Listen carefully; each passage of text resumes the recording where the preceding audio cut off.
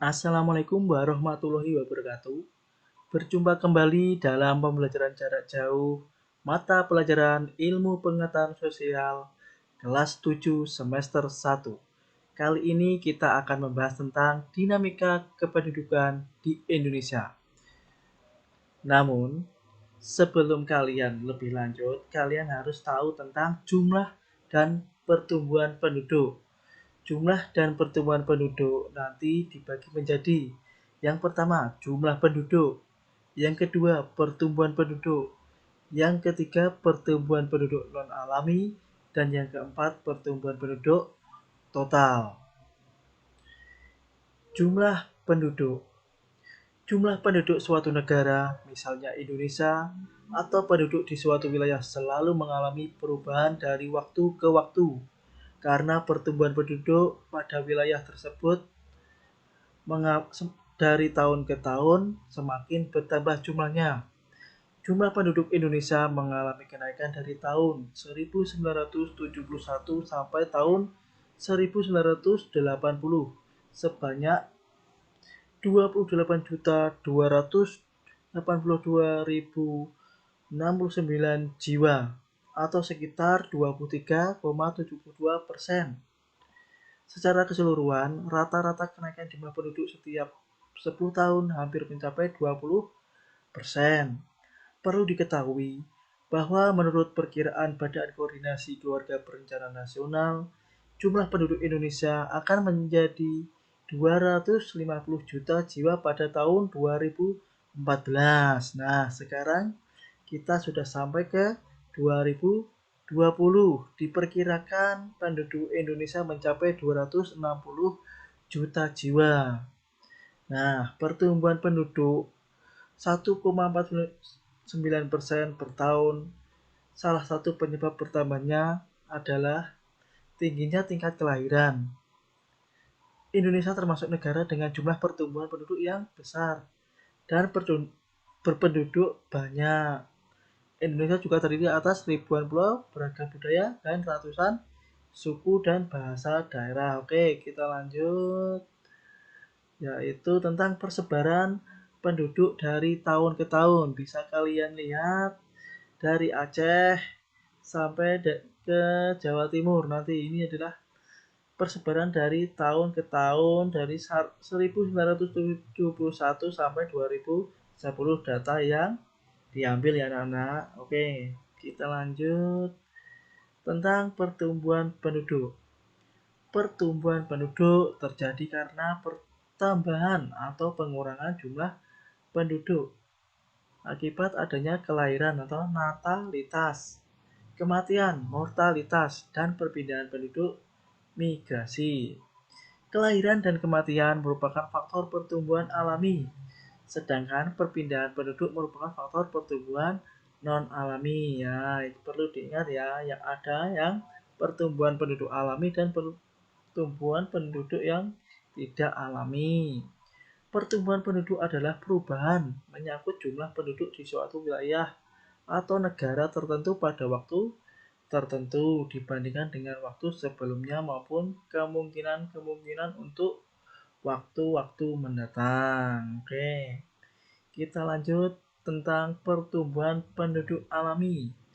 Pertumbuhan penduduk yang diperoleh dari hasil selisih tingkat kelahiran dengan kematian dalam satu tahun disebut pertumbuhan penduduk alami. Pertumbuhannya dinyatakan dalam per 1000. Kejadian paling sederhana dapat kamu lakukan dengan melakukan pengamatan penduduk di kampung kalian. Misalkan, pada saat ini jumlah penduduk kampungmu 1000 orang. Maka dengan menghitung selisih jumlah kelahiran dan kematian, maka kamu akan menemukan angka pertumbuhan penduduk di kampungmu. Nah, di sini dicontohkan jumlah bayi yang lahir 40, penduduk yang meninggal dunia 20. Maka dengan menggunakan rumus di bawah ini, pertumbuhan penduduk di kampungmu adalah 40 kurangi 20 per 1000 atau 20 per 1000 atau 2%. Adapun perhitungannya dapat dilakukan dengan rumus P sama dengan L min 1000. P sama dengan pertumbuhan penduduk, L sama dengan lahir, dan M meninggal. Oke, kita lanjut. Pertumbuhan penduduk non-alami. Pertumbuhan penduduk non-alami diperoleh dari selisih imigrasi atau migrasi masuk dan emigrasi, migrasi keluar. Pertumbuhan penduduk non-alami disebut juga dengan pertumbuhan penduduk karena migrasi. Perhitungannya dapat digunakan rumus sebagai berikut. P sama dengan I dikurangi E. P sama dengan pertumbuhan penduduk, I sama dengan imigrasi, E dan emigrasi. Oke, kita lanjut tentang pertumbuhan penduduk total. Pertumbuhan penduduk total adalah pertumbuhan penduduk yang dihitung dari selisih jumlah kelahiran dan dengan kematian ditambah dengan selisih pertumbuhan non-alami. Perhitungannya, penduduk total dapat digunakan rumus sebagai berikut. P sama dengan L min M plus I min E. Nah, di sini ada pengertiannya ya. Laju pertumbuhan penduduk total di Indonesia tidak banyak berbeda dengan laju pertumbuhan penduduk alami karena migrasi. Baik imigrasi maupun emigrasi. Jumlahnya sedikit sehingga pengaruhnya sangat kecil dan dapat diabaikan. Oke, kita lanjut tentang komposisi penduduk. Komposisi penduduk nanti dibagi menjadi 3. Yang pertama berdasarkan usia, yang kedua berdasarkan jenis kelamin, yang ketiga piramida penduduk. Kita bahas satu persatu. Komposisi penduduk. Nah, di sini ada diagram komposisi penduduk Indonesia ya. Komposisi penduduk adalah pengelompokan penduduk berdasarkan usia, jenis kelamin, mata pencarian, agama, bahasa, pendidikan, tempat tinggal, jenis pekerjaan, dan lain sebagainya. Komposisi penduduk diperlukan dalam suatu negara karena dapat dijadikan dasar pengambilan keputusan ataupun penentuan kebijaksanaan dalam pelaksanaan pembangunan. Dengan mengetahui komposisi penduduk, dapat dibuat pertimbangan yang logis, matang, dan bermakna sehingga tidak menimbulkan adanya kesalahan, bias dalam pengambilan keputusan ataupun penentuan kebijaksanaan dalam pelaksanaan pembangunan. Komposisi penduduk berdasarkan usia. Komposisi penduduk berdasarkan usia adalah pengelompokan penduduk berdasarkan usia baik tunggal maupun berdasarkan interval usia tertentu. Komposisi penduduk juga dapat dibuat berdasarkan usia produktif dan usia non-produktif. Komposisi penduduk dapat juga dibuat berdasarkan interval usia tertentu seperti 0 sampai 5 atau usia balita, 6 sampai 12 usia SD, 13 sampai 15 usia SMP, 16 sampai 18 usia SMA, dan 19 sampai 24 usia perguruan tinggi, 25 sampai 60 usia dewasa, dan 60 ke atas adalah usia lanjut. Usia 0 sampai 14 usia belum produktif, 15 sampai 64 usia produktif, dan usia 65 ke atas tidak produktif. Contoh, penggunaan komposisi penduduk berdasarkan usia adalah alam perencanaan program wajib belajar atau sering disingkat dengan wajar. Angka ketergantungan dapat dicari dengan rumus berikut. AK sama dengan A dibagi B atau dikali 100%. Keterangannya AK. AK ketergantungan atau dependency rasio. A. Jumlah penduduk belum atau tidak produktif. B. Jumlah penduduk produktif dan 100 adalah hitungan per 100 penduduk. Oke, kita lanjut. Yaitu tentang komposisi penduduk berdasarkan jenis kelamin. Nah, di sini jenis kelamin nanti hanya ada berapa? 2 ya Nana, yaitu laki-laki dan perempuan. Itu saja, kita lanjut ya.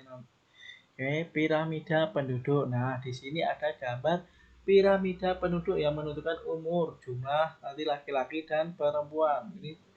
Ini dinamakan piramida limas, piramida granat, dan piramida batu nisan. Oke, kita lanjut.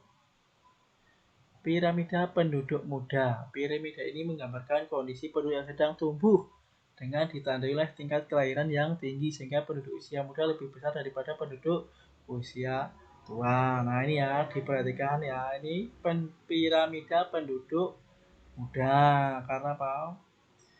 Yang sedang tumbuh ditandai tingkat kelahiran yang tinggi sehingga penduduk usia muda lebih besar. Oke, kita lanjut.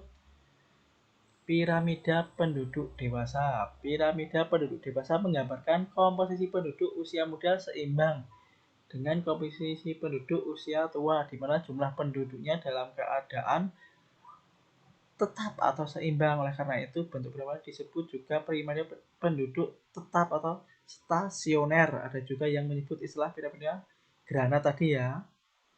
Nah, negara yang memiliki piramida seperti ini tetap harus bekerja keras agar pendapatannya meningkat sehingga tingkat kemakmurannya semakin tinggi. Kita lanjut tentang piramida penduduk tua konstruktif. Piramida penduduk tua menggambarkan komposisi penduduk usia tua lebih besar daripada penduduk usia muda atau dewasa. Piramida penduduk ini digambarkan seperti batu nisan, sehingga piramida disebut piramida batu nisan. Negara yang memiliki piramida ini kondisinya hampir sama dengan negara yang memiliki piramida penduduk muda. Keduanya sama-sama menggambarkan usia non produktif ya namanya. Karena apa? Banyak usia produktif akibatnya angka ketergantungannya tinggi. Oke, dapat dimengerti. Kalau dapat dimengerti kita lanjut. Dinamika kependudukan dan pembangunan nasional. Ini dibagi menjadi 3 ya. Jumlah dan pertumbuhan penduduk, komposisi penduduk, dan persebaran migrasi penduduk. Persebaran penduduk dan migrasi penduduk.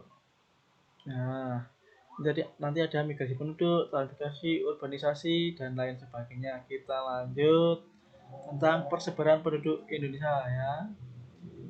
Nah,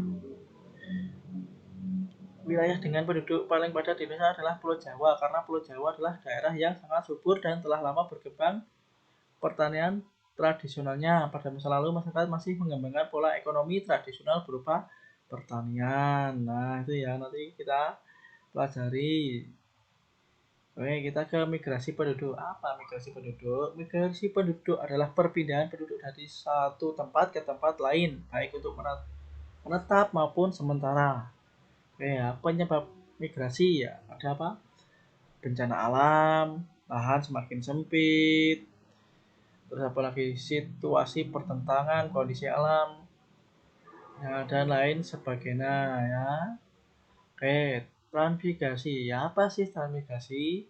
Adalah perpindahan penduduk dari satu daerah atau pulau yang berkependudukan padat ke daerah pulau yang berkepentingan jarang dalam rangka untuk kepentingan pembangunan nasional. Itu yang dinamakan transmigrasi ya. Contohnya dari Jawa ke Sumatera atau ke Kalimantan, itu dinamakan transmigrasi. Oke, kita lanjut. Urbanisasi. Urbanisasi adalah perpindahan penduduk dari desa ke kota. Urbanisasi bukan sekedar perpindahan secara fisik saja, namun dapat diartikan sebagai suatu proses perpindahan yang dapat dilihat dari sudut pandang ekonomi, demografi, sosiologi, dan geografi. Perubahan suasana beralih menjadi suasana kehidupan kota juga dapat diartikan sebagai urbanisasi ya. Oke, kita lanjut. Nah, ini daya dorong desa. Nanti bisa dipelajari. Terus kita lanjut daya tarik kota. Nah, udah tahu ya kalau daya tarik kota seperti ini digambarkan. Kenapa daya tarik kota sangat menjanjikan ya. Oke, lah kita lanjut lagi tentang sekian dulu ya anak-anak ya. Terima kasih. Wassalamualaikum warahmatullahi wabarakatuh.